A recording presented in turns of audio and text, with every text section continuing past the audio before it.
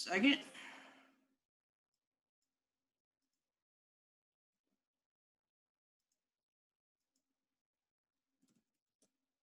You guys see that sentence? Yes. By providing workouts that are consistently changing and challenging. Okay. We need to finish that thought. Okay. What was the sentence that came before it? Usually if you have a fragment, you want to hook it up to either the sentence that comes before it or comes after it. Do you want me to post it in the chat? Yeah, go ahead and do that. Okay.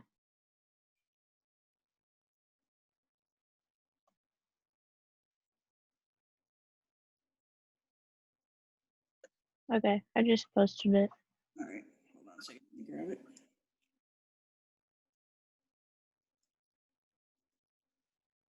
But can you guys see kind of what we're doing? We're looking at the word choice and we're looking at the flow of it, right? So you see how this first part explains why you're constantly changing and providing different kinds of workouts? Yes. But if you can see, if I'm just reading this by itself, by providing workouts that are consistently changing and challenging, it just leaves us wanting more. Yeah. We're going to talk about fragments. It's one of the major things. I always talk about fragments, run-ons, and commas. They are the banes of every writer. So I'm passionate about helping others achieve their fitness and nutritional goals, and we can just join it. Fix the fragment. By providing workouts that are consistently changing and challenging. I really like changing and challenging. You have something going there called alliteration, where repeating the sounds kind of helps unify the sentence. Does that make sense? We'll talk about a little bit when we get to the description, how to describe things, but repeating consonant sounds is called alliteration. So I really like the cha, the changing and challenging. It's got a nice ring to it. Okay. Okay, so I'm passionate about helping others achieve their fitness and nutritional goals by providing, I think we can make it a little more concise.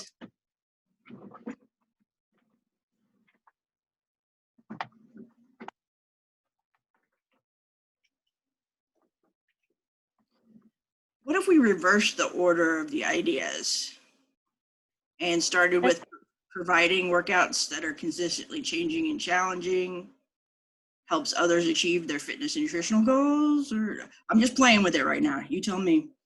That's true. We could do that. And you may not like it. That's one of the things about editing. You may try something out, and I might even suggest something, and then we try it out, and then we go, I don't like it. You know, that's fine. That's all part of the process. This, I think, would make you sound a little more authoritative. So if we take this first part off and write, providing workouts that are consistently changing and challenging allows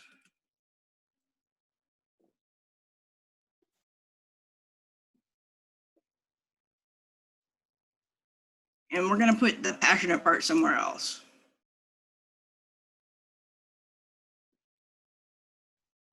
I don't know why I can't see it anymore. Okay. Hold on a sec. That is weird. Let's do this. I'll paste it in the chat. I was just going to try this out and see. I may try this out with Google Docs in the future because I've heard it's a bit easier. Let's do it in the chat instead. Okay. This is what I started doing. Providing workouts. Okay, or we could say,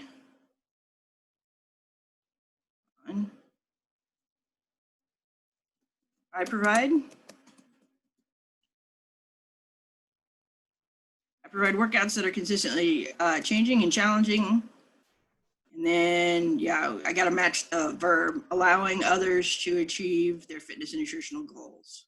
Take off the by. We're just messing with it right now. Let me fix it.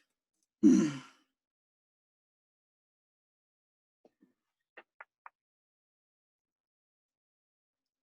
you can copy and paste from it if you want to put it in the chat and then change anything too. Okay.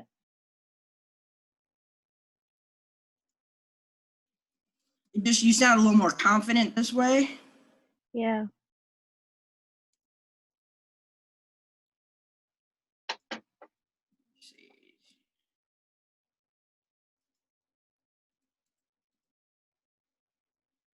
And if you want to add passionate back in, let's see. Yeah. On the beginning. I'm passionate about providing. Hold on, and I'll show you this.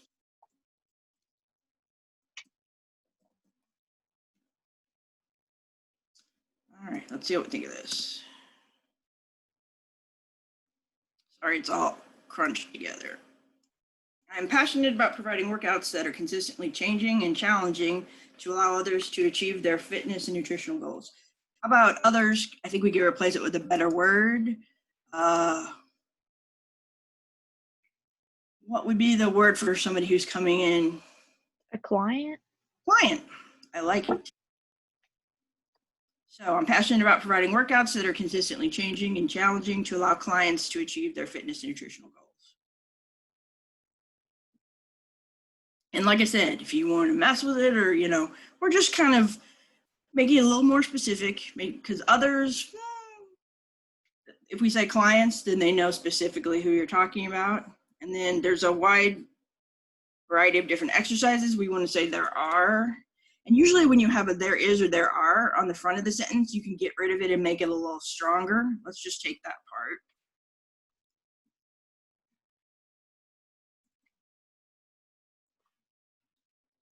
Let's see. So a wide variety of exercises, right? Yeah.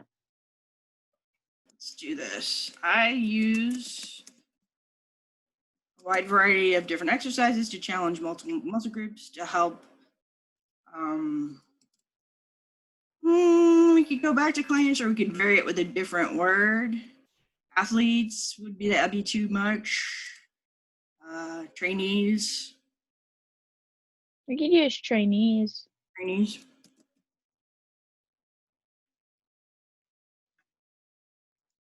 Okay, what do you think of that? I use a wide variety of different exercises to challenge multiple muscle groups and to help trainees achieve their fitness goals. I feel like that sounds a lot better. And that's part of the process. Everybody's right where they should be right now with the shitty first draft, and that's why just take another look at your language, because this is what you're going to use to represent you for a long time, hopefully, as you're searching for your job. So if you get it in really good shape, then it makes it easier to apply for the jobs and you have a better shot at it. Same thing with all the writing, right? If you sound like you know what you're doing, you're more convincing, right? Okay, let's see who had the next one. Chloe? Chloe, are you here? Did you get kicked out? No. I'm still here. You're here. Okay, good. Okay, let's look at yours.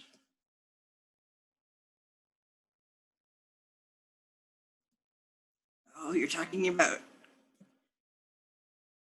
Oh, I thought that was Krispy Kreme. You can tell where my brain's going this morning.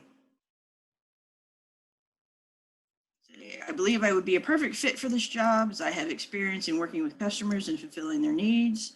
Previously, I've worked at Shiver's Frozen Custard and Ketchum's Corner Cream. Okay. I think we could put your experience up front and sort of integrate those two things, if that makes sense.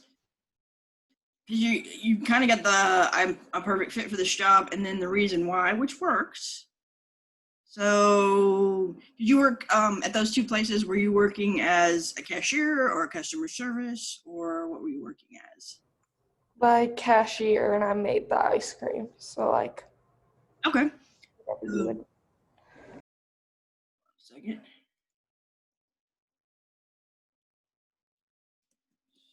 So we can go with as an employee.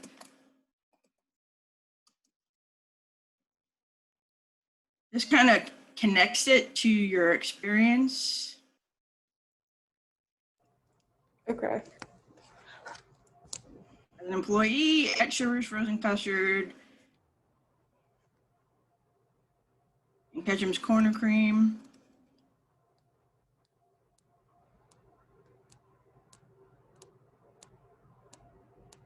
I worked with customers.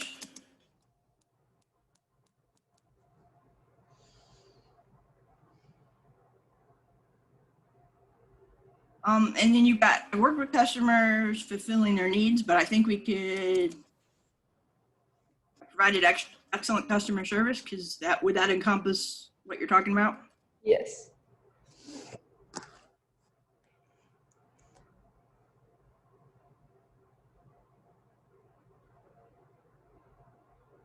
You said you made serving ice cream.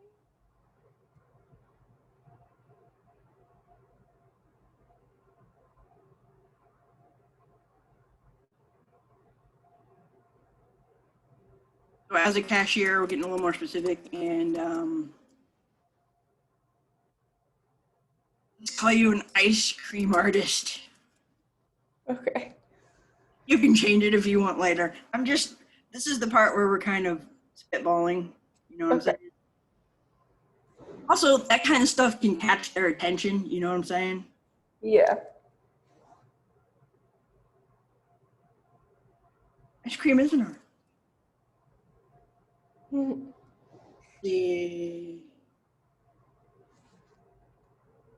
What do we think of that? As an That's employee, good. Sugar's Frozen Custard and Ketchum's Corner Cream, I provide excellent customer service as a cashier and ice cream. That looks good. Thank you. Then we gotta, but don't let me cut out stuff that's valuable that you need, like, because you're saying this makes you an excellent fit, right? Yes. So you can finish that with the next part. This makes me a perfect fit for your company. All right. Thank you. So you can be a little creative, right? If it's a more conservative company, you may not want to do that.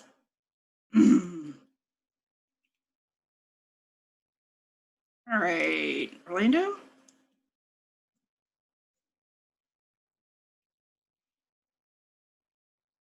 Okay, so this is like your conclusion. Yeah, that's like the start of I was just wondering, that's the start of the third paragraph. So I was just wondering like if that's something that is good enough or good to put on there or something. I think we can cut some words to make it a little stronger for you. So like, guys, if we cut any words, what words could we cut in this first section and we could still continue the sentence and sound pretty good? Anybody have any ideas?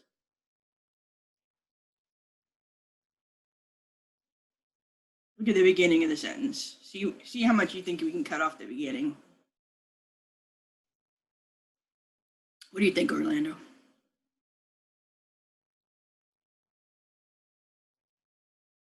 Probably I would like to. Yeah. What if we started with thank you? Okay. Yeah, that sounds good. I agree. So, thank you for taking the time to read my letter and go over my resume. Because sometimes the more words we put between them and the idea, the longer it takes, you know. Okay. Thank you.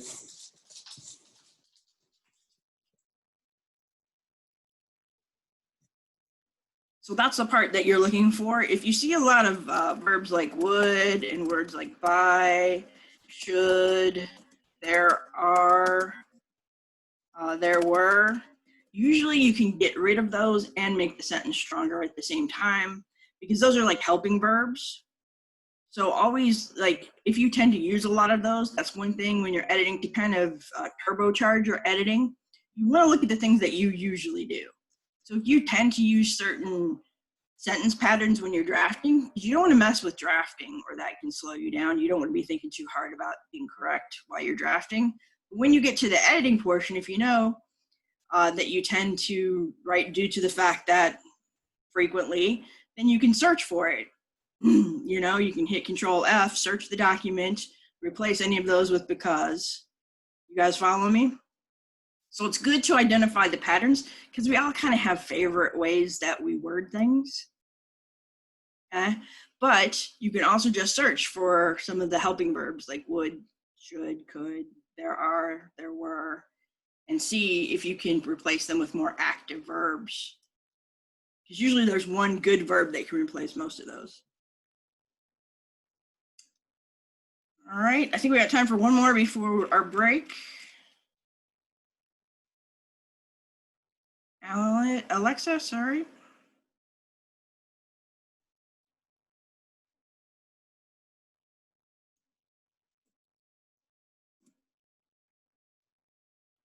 think I cut off your eye. Oh, another thing, remember, no contractions. So we'll say, I am eagerly anticipating. I like that. The opportunity to converse. I think we can cut that a little bit.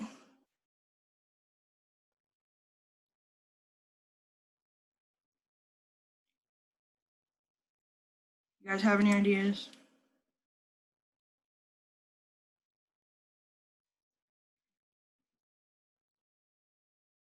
Because it sounds like it says you look forward to speaking with them. Is that what we're?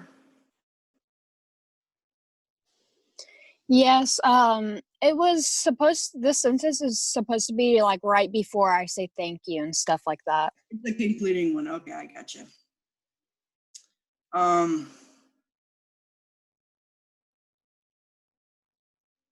Let's just make it a little bit more concise. I like eagerly anticipating, so I don't want to mess with that. How about the opportunity to speak with you?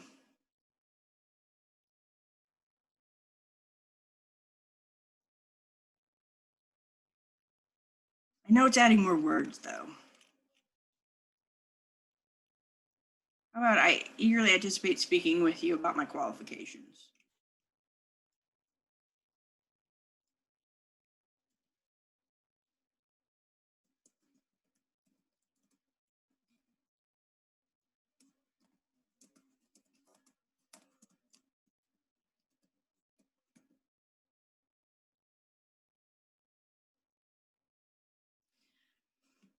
For some reason, I want to put skills first. If you don't like it, feel free to change it.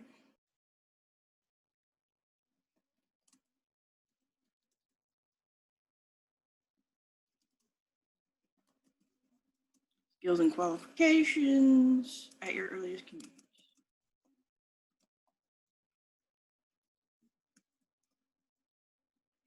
What do we think? You like it? You want to change it?